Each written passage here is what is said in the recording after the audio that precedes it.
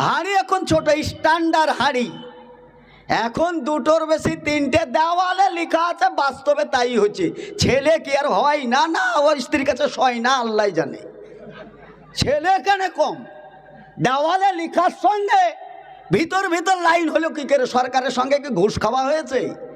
ছেলে হয় কুকুরের 4-5টা ছেলে হয়, কোনো হাসপাতালে আশ্রয় নিতে হয় না, ডাক্তার দেখাতে না, কোনো ব্যারিস্টার হাকিমের কাছে দেখাতে না, রক্ত পরীক্ষা করতে হয় না, হুড় হুড় করে বাচ্চা হয় যে পরের দিন কেউ কেউ করে ঘুরে বেড়ায়। ওর দুধের খাবারের অভাব হয় না, তোমার কিসের অভাবে? খাবারের এত অভাবে তুমি স্ট্যান্ডার্ড হাঁড়ি করেছো। ওই হাঁড়িতে কোনো বরকত আছে? একটা মেহমান গেলে খাবার পাওয়া যাবে? একটা মেহমান গেলে খাবার পাওয়া যায় নাই।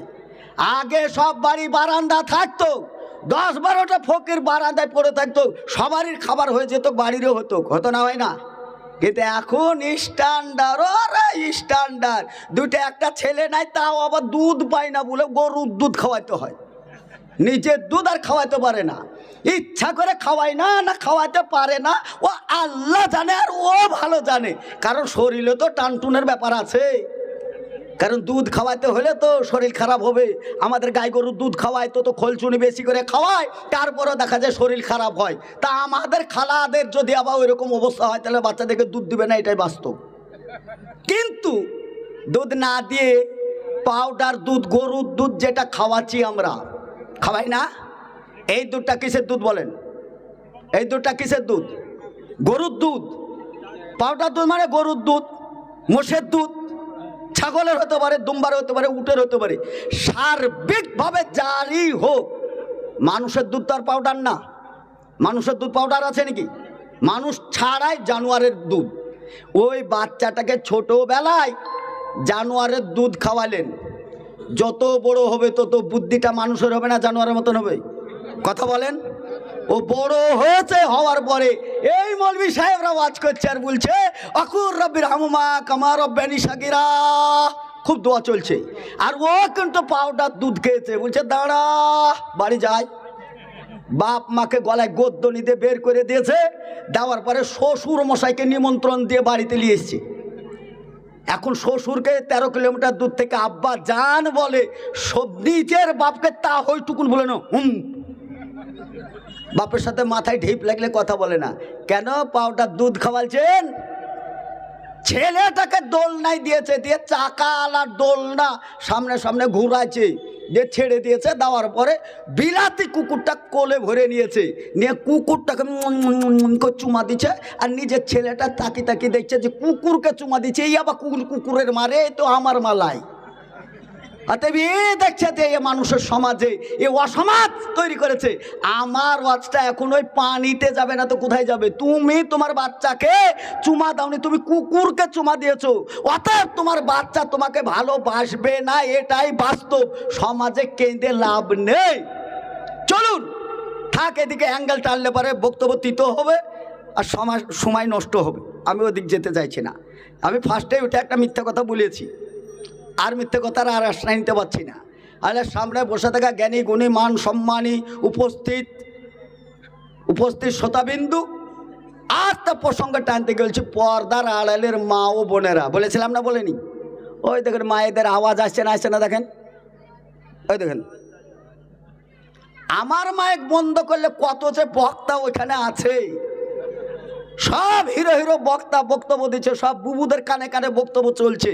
এ বুবুর বক্তব্য অন্যদিকে যাচ্ছে, ও বক্তব্য শুনতে এসছে। ওর কণ্ঠটা পর্দা করা দরকার ছিল, তিরপল ভেদ করে আমাদের কানে চলে আসছে। আমার মায়েকে ঠেও পাচ্ছে না, কত গলার আওয়াজ। এই খালারা আমাদের মা গো, ওদের পায়ের তলে জান্নাত মৌলভী সাহেবরা বলছে। ওর পা কোথায় যাবে তাই দেখেন আগে, পায়ের তলে জান্নাত। ওই পা জাহান্নামে যে বসে আছে, আর ও জান্নাতে যাবে বলে বসে আছে। আমি সে গাছে কাঁঠাল আর গোপে তেল মাখাচ্ছি, কাঁঠাল হবে খাবো। ওর পা জাহান্নামে যদি যায়, তা আপনার মাথা কোথায় যাবে? মাথা খারাপ করেছে ওই খালারা, ওই খালাদের পেট থেকে এসেছি আমরা। আমরা বড় বিপদে আছি গো খালারা, আপনারা একটু চুপ করেন গো, আমাদেরকে আর বিপদে ফেলেন না। আলেম মানুষ, আমাদের কানের আওয়াজটা দিয়েন না। চলেন এবারে, ওই ভাই এসছে, রাই করবো তো, টেনশন নেই। আর কিছু বলতে হবে? কোনো টেনশন করবেন না, ঠিক? লঙ্কার হয় তো বত্তা কি করবো, আমি লঙ্কায় চেপে চেপে এই হয়েছি। আমার বক্তব্য খুতবা দিতে গেলে 1 ঘন্টা হয়ে যায়, তা বক্তব্য কী করে ছোটো করবো, চেষ্টা করছি ইনশাআল্লাহ। হাফেজ সাহেব বাড়িতে গিয়েছে মুরব্বী। ছোট সংসার বলতে গিয়ে একটু তো অ্যাঙ্গেল টানতেই হবে, উপায় তো নেই, বুঝতে পারছেন না ছোটো সংসার কাকে বলে। তা মুরব্বী যে এখন স্বামী স্ত্রী বুড়া বুড়ি, তো বলছে আগো তা একটা হাফেজকে দেখলাম, একটা বাচ্চা ছেলে ছিল, তো 2টা খাবার দিতে হতো, খাবার হবে? আচ্ছা খাবার 2টা হবে, তা তরকারি নেই। খাবার 2টো হবে, তরকারি নেই। আচ্ছা তরকারি নেই, তা খাবার শুধু দেওয়া হবে? আচ্ছা গরুর দুধ আছে, গরুর দুধ আছে, দুধ ভাত খাওয়া যায়, যায় না? দুধ দিয়ে ভাত খাওয়া যায় না? মহিলা বলছে যে দুধ আছে, ভাত দাও, একটু চিনি নিয়ে যাও, আর দুধ দিয়ে ভাত দিয়ে খাওয়া যাবে, সমস্যা নেই। তার দুধ নিয়ে গেছে মুরব্বী, নিয়ে যে সাইডে রেখে দিয়ে বাচ্চাটাকে বলেছে, বাচ্চা এ বাবু খাবারটা থাকলো, তোমরা 2জন ভাগ করে খেয়ে নেবে, থালিটাই কোনায় রেখে দেবে, আমি ফজর এসে নিয়ে যাব। দুধ আর ভাত থাকলো। এখন হাফেজ সাহেব আর 2জন খেতে বসে বলছে, 2জন খেতে বসেছে, বলছে যে হাফেজ সাহেব সব তো হলো, কিন্তু তরকারি নেই, দুধ এসছে, তো দুধ দিয়ে ভাত। হাফেজ সাহেব বলছে দুধ এসছে, তো দুধ কেমন? তরকারি আসেনি, সালুন আসেনি, দুধ এসছে, তো দুধটা কেমন? তা বাচ্চা ছেলে তো, বলছে দুধ সাদা। হাফেজ সাহেব বলছে দুধ সাদা মানে? ও সাদা আবার কেমন? তা বাচ্চাটা বলছে সাদা বলতে সাদা ওই বগের মতন, বগ। হাফেজ সাহেব বলছে বগ, ও আবার কিরকম? এখন এই বাচ্চার এলেম শেষ, ও তো বাচ্চা মানুষ, ওর বিদ্যা বুদ্ধি সব শেষ, আর কি দিয়ে বুঝাবে? হাফেজ সাহেব বগ কেমন আপনি দেখেননি? তো হচ্ছে কেমন তা বল। হাতটাকে এরকম খাড়া করেছে বাচ্চাটা, এরকম বগ। হাফেজ এমনি করে হাত মাত দিয়ে, এত বেকা কুকা কি করে খাবি, আর গলায় বা কি করে যাবে? কেন এই অবস্থা হয়েছে বলেন তো? হাফেজের এই অবস্থাটা কেন? ও দেখতে পাইনি, দুধের রং চেনে না, যার জন্য ওকে বুঝাতে গিয়েও বাচ্চার এলেম ফেল। ওই যে হাফ প্যান্ট পরনেওয়ালা, ওই যে পটি লাগানি ছিঁড়া প্যান্ট পরনেওয়ালাদেরকে আমরা বুঝাতে পারিনি। কাদ জাআকুম মিনাল্লাহি নূরুন ওয়া কিতাবুম মুবিন, যেটা স্পষ্ট জ্যোতি, এই জ্যোতি থাকার সত্ত্বেও তারা অন্ধকার জগতে বাস করছে, অর্থাৎ তাদেরকে বুঝাতে পারে নাই। যদি তারা বুঝতে পারত তাহলে বলেন দেখি, ওই পাড়া থেকে 2টো ফকির এসছে ভিক্ষে করতে, এই পাড়ায় 2টে ছিঁড়া প্যান্ট, এইখানে ছেঁড়া, এখানে ছেঁড়া, এখানে ছেঁড়া, 7 পটি লাগানো প্যান্ট, কোটিপতির ছেলে রাস্তায় দাঁড়িয়ে আছে।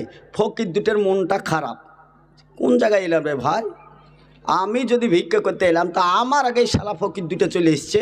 ফকিরের ভিতর খুব রাগ। তো ভাই তোমাদের কোনো ধান্দা পানি হলো, মসজিদে কিছু দিল? ওরা কিন্তু বুঝতে পারে না, এই পটি লাগা প্যানওয়ালারা বুঝতে পারে না। ফকির বলছে যে ভাই হাজার হোক, আমি ফকির হলে ওই পাড়াতে একটা লুঙ্গি পেয়েছি জাকাতের, আরও কোনোদিন একটা লুঙ্গি পেলে আমার এতেই হয়ে যাবে। ওই পাড়ে কয়টা পয়সা পেয়েছি, ওই পয়সাটা লাও লিয়ে ভাই তুমি এই প্যান্টটা কিনে লিও, তোমার যা ও বস্তা, তাতে আমাকে নিজেকেই লজ্জা লাগছে, ভিক্ষে করা পয়সা যা পেয়েছি এই পয়সাগুলো লাও লিয়ে তুমি একটা প্যান্ট কিনে লিও। ফকির পর্যন্ত লজ্জিত আপনার পোশাক আশাক দেখে। কেন? ভিতরে ইলম কালাম যাই নাই, না যাওয়ার কারণে শরীয়তকে বিকৃতি করে আজও আমাদেরকে টনটিটকারি মারা হয়। তুমি কিসের যোগ্য রাখো ভাই? তুমি বন্ধু কিসের যোগ্যতা তোমার আছে? কোন যোগ্যতার ভিত্তিতে তুমি আলেমদেরকে অ্যাঙ্গেল করে তাকাও একটা ই করো? তোমার চাইতে কম দরের মানুষ আমরা। অহংকার আল্লাহ তুমি মুক্ত করো। অহংকার ছাড়াই বলছি, 2 দিন আগে একটা ট্র্যাক্টর কিনেছি আমি, ওই একটা 4 চাকা গাড়ি কিনে নিয়ে এসেছি, তারপরে একটা ড্রাইভার আমার সঙ্গে থাকে, তারপরে মোটর সাইকেল তো সাইকেলের মতন ব্যবহার হয়। তোমার আছে? তুমি আমাকে ভিখারি মনে করো কেন? তোমাকে সালাম দিলে তোমার গায়ে জ্বালা করে কেন? আমি তোমার কল্যাণ করতে এসেছি। ইন্নাল্লাহ রাব্বি ওয়া রাব্বুকুম ফাবুদু হাযা সিরাতুম মুস্তাকিম, তোমাকে রাস্তা দেখাতে এসেছি। তুমি হাজার দিন বলেছো রব্বানা আতিনা ফিদ দুনিয়া হাসানা ওয়া ফিল আখিরাতি হাসানাতাও ওয়া কিনা আযাবান্নার। তুমি বলেছো তুমি রাস্তা পাওনি, তুমি রাস্তা পাও নাই, তোমার রাস্তা হারালছে, তোমার রাস্তা হারিয়েছে বন্ধু। তিন পণ্ডিত নৌকায় চেপেছে, তিন পণ্ডিত নৌকায় চেপেছে, চাপার পরে মাঝিকে বুকা পেয়েছে। মাঝিকে বুকা পেয়ে মাঝি যখন পাল টানছে, এক মাস্টার বলছে অঙ্ক জানো? মাঝি বলছে অঙ্ক যদি জানবো তো এই পাল টানবে কে? অঙ্ক জানি না। তোমার জীবন বেকার বরবাদ, তুমি অঙ্ক জানো না, তোমার জীবনটাই শেষ। আর একজন বলছে তুমি বিজ্ঞান বুঝো? না স্যার আমি বিজ্ঞানটা কেন সব বুঝি না। আর একজন বলছে দুনিয়া চলতে গেলে দর্শন লাগে জানো? স্যার আমি কিছুই জানি না, আমি মাঝে মানুষ নৌকা টানি। পশ্চিম গগনে দেখছে বিশাল মেঘ। মাঝি বলছে স্যার আপনাদের সব অঙ্ক টঙ্ক জিওগ্রাফি ভূগোল ইতিহাস